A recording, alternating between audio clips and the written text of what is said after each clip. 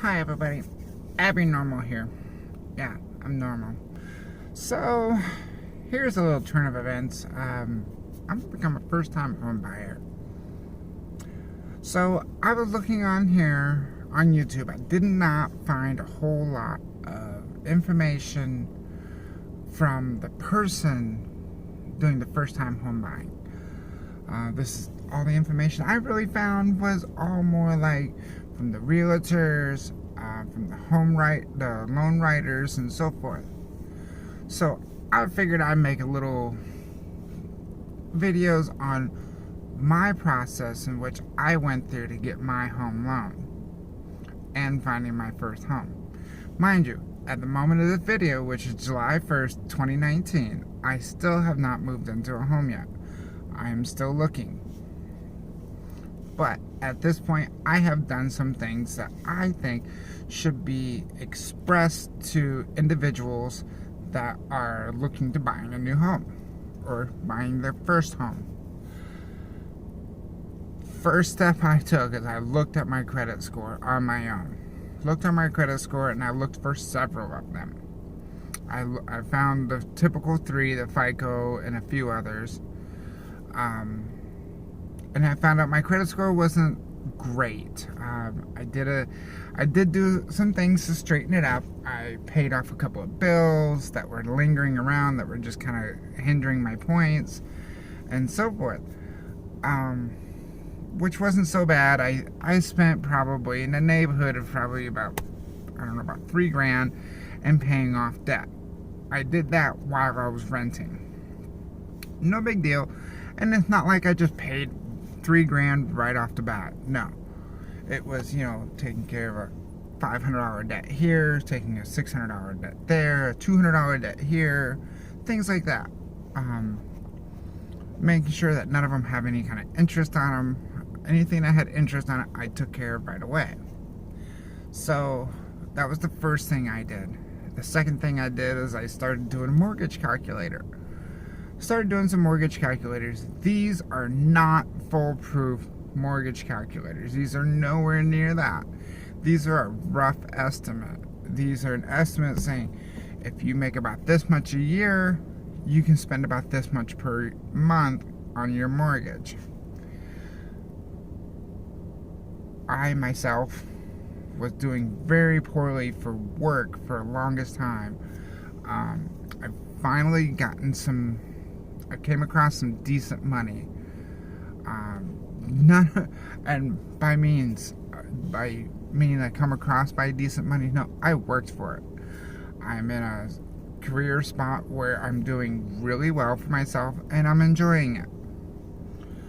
I expect to stay in this spot for at least another 6 to 7 years before things start going the other way in the pay scale. But the position I'm in allows me to continue in this pay scale. Either way, back to the mortgage. Like I said, those mortgage calculators are not foolproof. They're a rough estimate. It's just like if you go to a body shop and ask for an estimate, it may or may not be that. So my next step after that was I started feeling for the market. Started learning what the lingo is. I started learning about, what will influx the market, what changes the interest rates, who changes the interest rates, where the interest rates numbers coming from. I figured out all of that.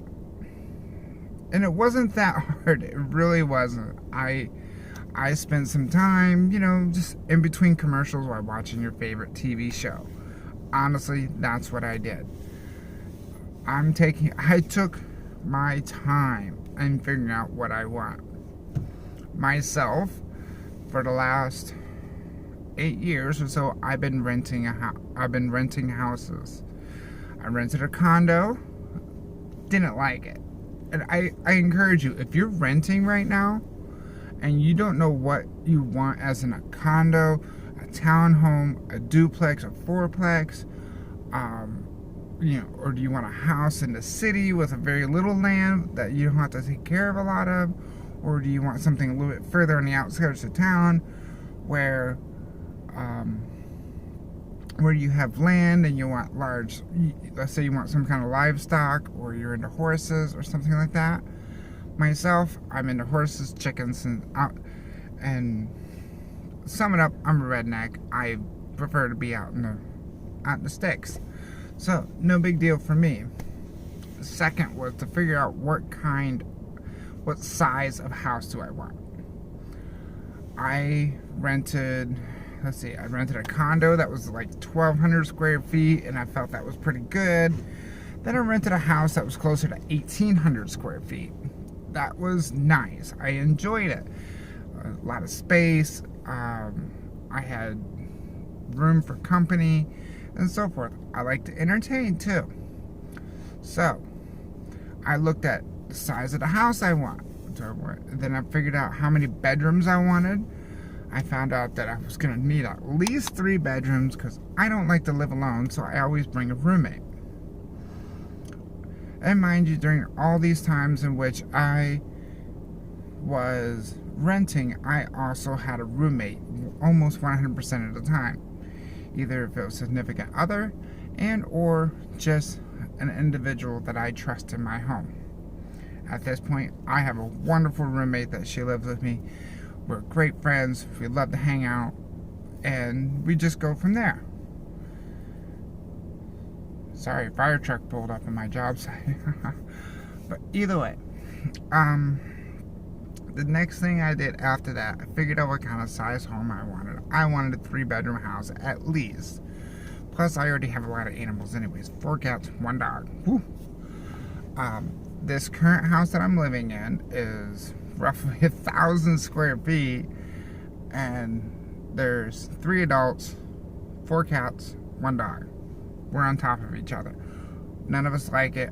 I'm ready to move. 15 days into this house, I was ready to move out. I almost broke my leaves, just to go somewhere else. So, you gotta keep that in mind too. You keep in mind also the location. I went from living, nobody's really going to see this from Arizona, but I was living on the outskirts of town, which was probably maybe 15-20 minutes from downtown. Then I moved a little bit closer. The crime was a little bit worse. Didn't necessarily like it. Then I moved downtown. I mean downtown. I'm 5 minutes from anything. So I realized I didn't want to live there either. So either way, after I did all that, I finally looked at the market, and granted, right now it's a seller's market in July of 2019. It is a seller's market, and it's driving me nuts. You can't get nothing out here. So I found out if it was a seller's or buyer's market. It's a seller's market right now, which is no big deal.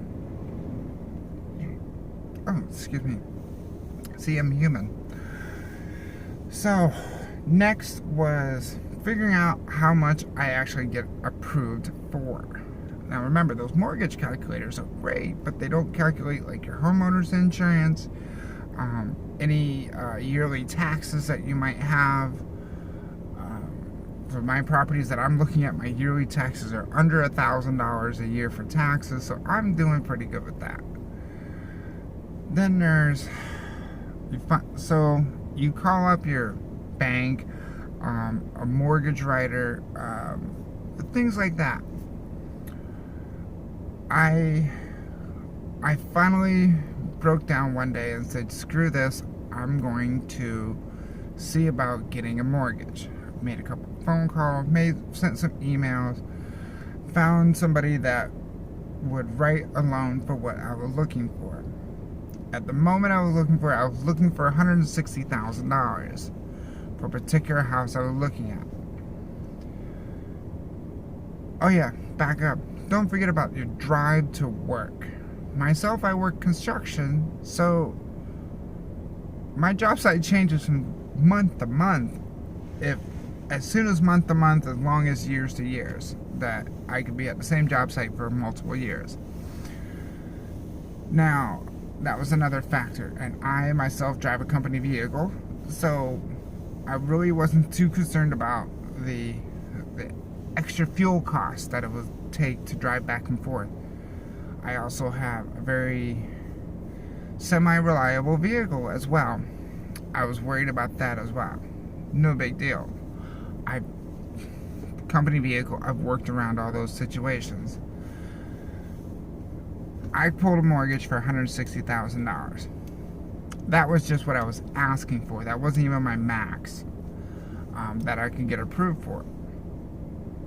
Myself, at this point, I'm trying actually 2 different lenders. I tried one lender for $160,000. They approved me for it. It was enough for me to start seeing houses. Remember, when you're looking at houses, your pre-approval letter is gold. I mean, it's gold. A lot of realtors won't even look at you unless you have a pre-approval letter. They won't even show you a house unless you have a pre-approval letter. I've walked into open doors and they asked me, do you have your pre-approval letter? And I was like, no, I don't. They're like, I'm sorry. These are for pre-approval letters only. So, interesting node point right there. Not saying that everybody's going to do that. I'm just saying that's what happened to me. So, I got approved for $160,000. I'm looking at houses in that range. No big deal. I can probably get a $200,000 loan. I'm not looking to buy that much house. It would be nice. But either way, now that I am on the road of searching for houses, there's a couple of things that you need to know. When you start looking for houses, you need to start getting some money put away for your earnest money, which is going to be, $1,000 to $5,000 depending on the price of the home. Your earnest money and your money for your home inspections. Your home inspections are going to be your biggest money taker. Myself, I'm not going to throw $500 here and there every couple of months just on a home inspection. I'm not going to do that. I'm literally going to wait until I find 1 or 2 homes that I'm interested in.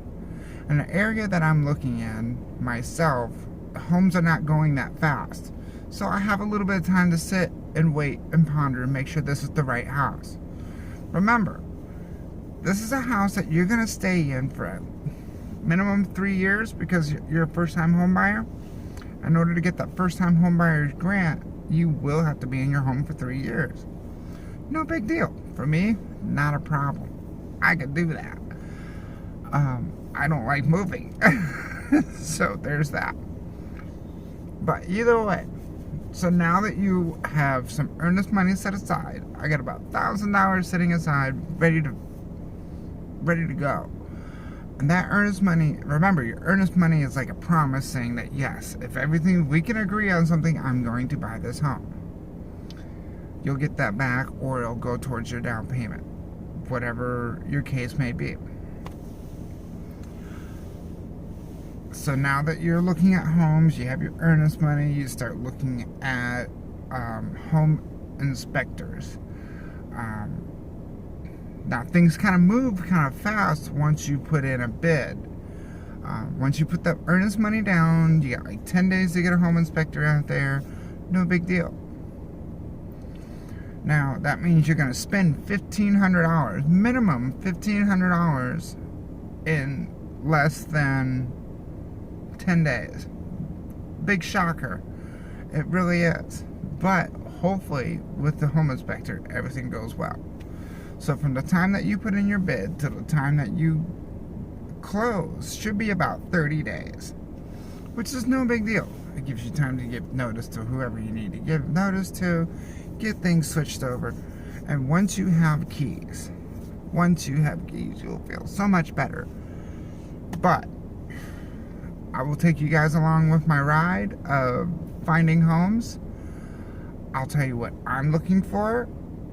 Maybe if you have suggestions, or if you are a first-time home buyer and you want to get more information, don't forget to like, comment, and subscribe. And don't forget to share this video if you know somebody that is going to be her first-time home buyer. Let's do this together. Everybody have a wonderful day. And remember, when it rains, it pours.